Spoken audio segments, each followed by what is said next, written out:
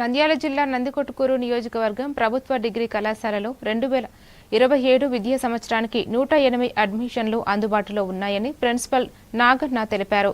Bus సౌకర్యం, water plant, library, open gym, practical labs వంటి అన్ని వసతులు కళాశాలలో ఉన్నాయని చెప్పారు.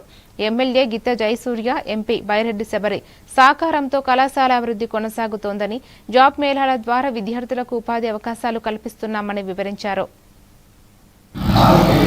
సార్, మీరు డిగ్రీ కాలేజ్గా ప్రిన్సిపల్గా బాధ్యతలు తీసుకున్న నెల నుంచి ఇక్కడ ఎలాంటి సమస్య? నేను 31 మే 2026 ప్రిన్సిపల్గా ఈ కాలేజీలో ఛార్జ్ తీసుకోవడం జరిగింది.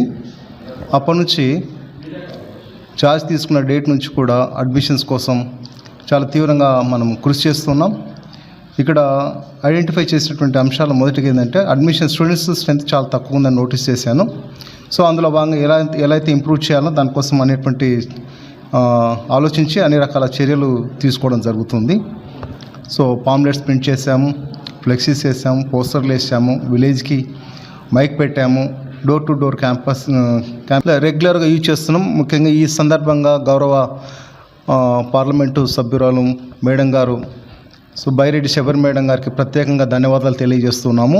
మేడం గారు మా కళాశాల అధ్యాపకులు అడిగిన వెంటనే, ఫ్యాకల్టీ స్టూడెంట్స్ అడిగిన వెంటనే ఈ ప్రాంతవాసిగా ఈ ప్రజల విద్యార్థుల కోరిక మేరకు ఆరు వాటర్ ప్లాంట్ని ఇచ్చారు. మేడం గారికి మేము రుణపడి ఉన్నాం.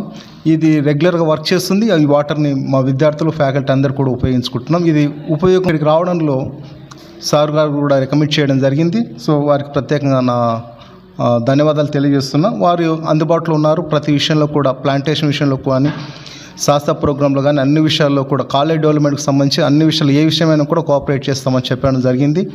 సో రీసెంట్గా మేము లెటర్ కూడా ఇవ్వడం జరిగింది. వాకింగ్ ట్రాక్కి సంబంధించి, కాలేజీ గ్రౌండ్ డెవలప్మెంట్కి సంబంధించి సార్ వెంటనే మున్సిపల్ కమిషనర్ గారికి డైరెక్షన్స్ ఇవ్వడం జరిగింది. సో